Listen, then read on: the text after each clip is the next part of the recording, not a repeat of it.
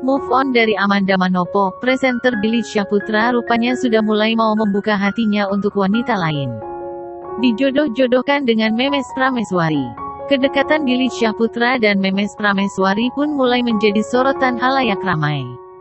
Saat ditemui awak media, Memes Prameswari akhirnya bersedia untuk menceritakan kedekatannya dengan Billy Syahputra. Terkait perjodohannya dengan Billy Syahputra, awalnya Memes Prameswari mengatakan hal itu bermula ketika ia menjadi salah satu peserta di Billy Mencari Jodoh.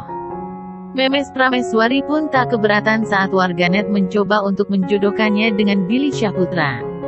Meski kerap dijodohkan, Memes Prameswari mengaku ada beberapa orang yang tak suka perjodohannya dengan Billy Syahputra. Memes Prameswari pun tak menampik bila Billy Syahputra adalah pria idaman banyak wanita.